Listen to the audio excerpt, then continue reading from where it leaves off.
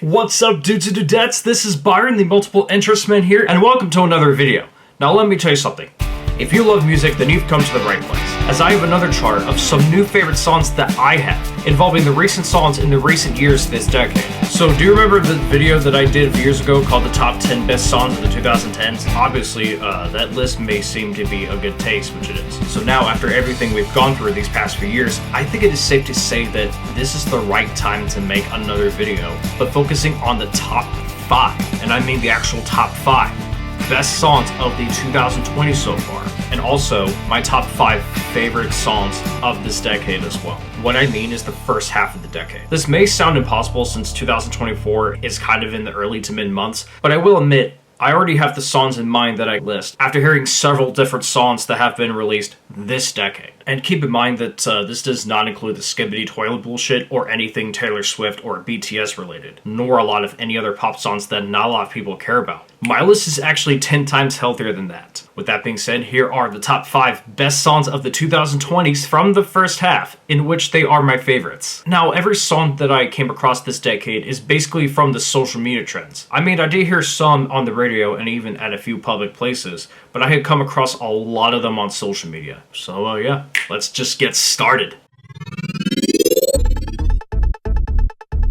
Coming at number 1 is the song that I enjoyed from the year that gave so much hell to everybody, which is 2020, because you all know what happened that year. But despite that, there were some good songs that came out that year, so I'm sure you all know Blinding Lights by The Weeknd. I'm not gonna lie, but this song has so much potential in being a song that sounds like it has a lot of 80s vibes. And let me tell you, that was when The Weeknd had stepped up his game when he made one of his albums called After Hours, and this song is in that album. Believe it or not, if you listen to The Weeknd songs on the app called Tidal that has the album cover for After Hours, the cover is actually vibrant and actually changes color from red to blue, as well as the black fading transition most of the time. And when I first saw that, it blew me away, like big time. Now, the song did not actually come out in 2020. It was actually released as a single in November 2019, but it wasn't as popular until 2020, right around the time when the After Hours album came out. Interesting fact, the album itself was released right when the pandemic started. And I'll be honest, when I first heard Blinding Lights, it was around the spring of 2020, and I started listening to the song after looking into it. It was even performed as a finale at the 2021 Super Bowl halftime show when The Weeknd performed his variety of songs in that football event. And I'm telling you, man, it's awesome and it's also insane. Also, the reason I have Blinding Lights on this list is that the song was mostly played in 2020, and that year was when a lot more people started getting into it for what it is. Everything about the song is awesome, even when I first heard it.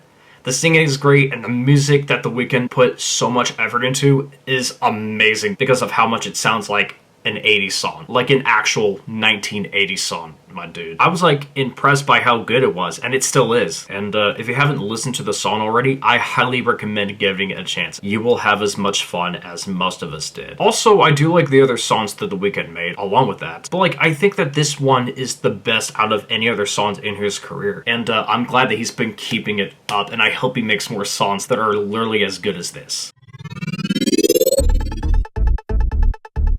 If you know Harry Styles, you've probably recognized him from a popular boy band called One Direction, which used to be one of my favorite bands from last decade. Well, not my most favorites, but kind of my favorite from the 2010s. I guess not, but you know what I mean. Even though that One Direction is no longer active. Interestingly though, he has recently continued to pursue his career in making pop songs alone. And he has somehow done it again, and his song As It Was proves it. I first heard that song in a sad remix on a social media trend where it matched up with another song that made it more charming, while it was touching at the same time. Also, the song does have some 80s vibes and synths in it, which is a nice touch. In the song itself, it is basically an upbeat, but the lyrics is kind of emotional if you think about it, and let me explain. To be quite honest, as I carefully listen to the song, there is a very interesting message that it has, where it goes, "You know it's not the same as it was in this world, it's just us."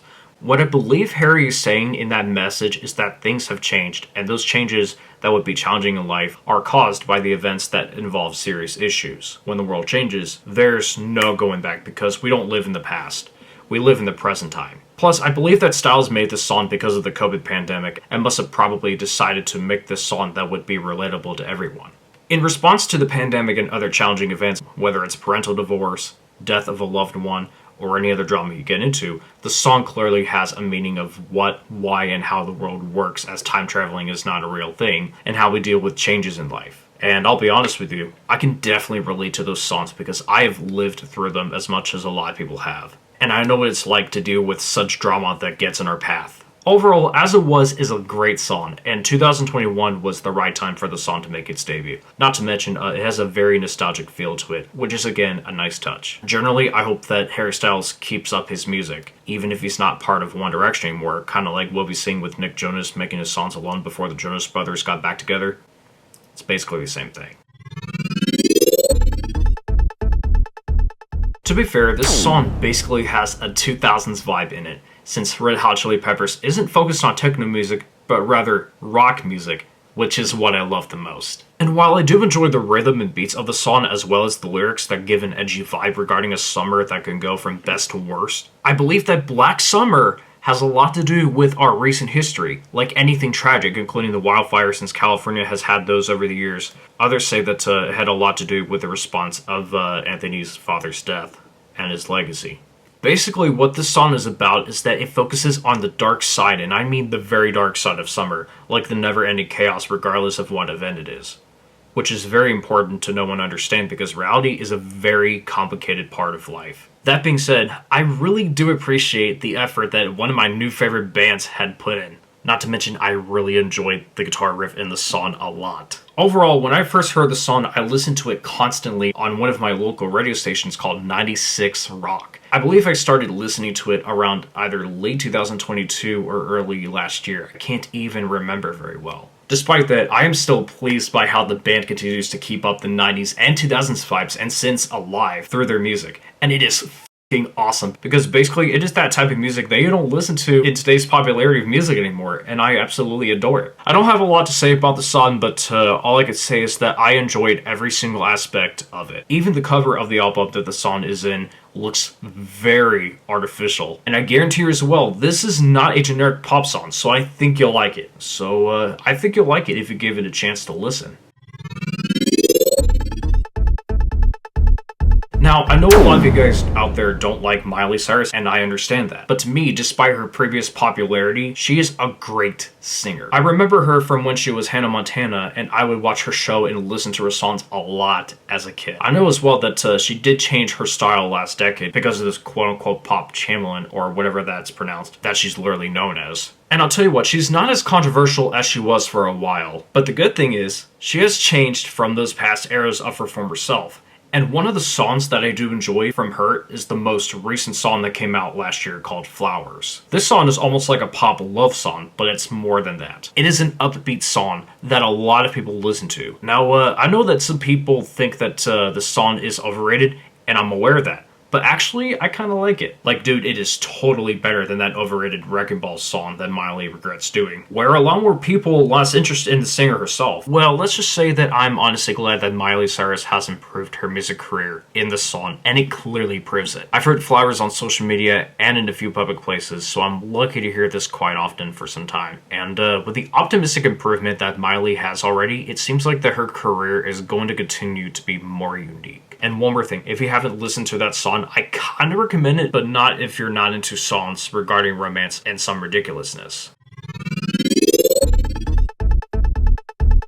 And finally, you're not going to believe this, but it is one of the most recent songs that not only came out this year, but quickly became relevant in the TikTok trends. And this song is made by a Japanese hip-hop duo called Creepy Nuts, and they made this very interesting dance song that was recently released called Bling Bang Bang Born. This song is very upbeat, very fast-pacing, totally perfect for future dance parties and occasional events that could eventually change the way we celebrate them. Even if I think that the dance moves are generic, they're still extremely fun and contagious to groove to.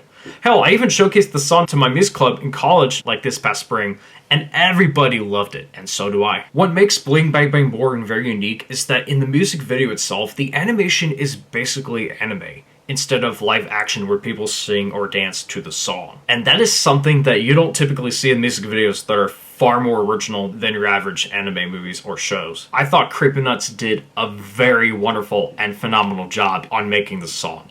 And I really hope that they make more songs that are as good as this. Now with the top 5 songs that are my favorites out of the way, here are some honorable mentions, both the songs and albums. Jason Derulo's Savage Love and Slowlo, Ed Sheeran's Bad Habits, Glass Animals' Heat Waves, Dua Lipa's Levitating and Dance the Night, Good For You by Olivia Rodrigo, Save Your Tears and Sacrifice by The Weeknd, Montero, Call Me By Your Name, and Industry Baby by Lil Nas X, Billie Eilish's What Was I Made For, Evanescence's most recent album called The Bitter Truth, Drake Bell's I Kinda Relate and Holly Wouldn't, Lil Suave's which by the way, I would like to give a shout out to Lil Suave, who is someone that I know very well, so I'm gonna give credit to him. Let's just check off for him. Woo! Yeah, man, we love you, Lil Suave. Benson Boone's Beautiful Things, a bar song, Tipsy by Shabuzi, Fast Car, a Tracy Chapman cover by Luke Combs, Kings and Queens by Ava Max, a 2-part song, another Luke Combs song, Ain't No Love in Oklahoma, and So-Called Life by 3 Days Grace. Overall, I will say that so far we've made quite a bit more songs, correct me if I'm wrong here, and songs that are a lot better than what we've had last decade. So, I really do appreciate the improvement that a lot of people have made over the last 4.5 years, and it literally shows. So yeah, guys, that is my top 5 favorite songs and also best songs of. I hope you guys enjoyed this video. Be sure to hit the like button and subscribe. And I would like to let you guys know that I might be making the top 10 best songs of the 2020s, but not until sometime around late 2029 or early 2030. So just don't really expect the song to come out like right this instant. It'll likely not be made until the next several years. But other than that, I hope you guys have a wonderful summer. Until then, this is me, Byron, the Multiple Interests Man, signing off. Double peace.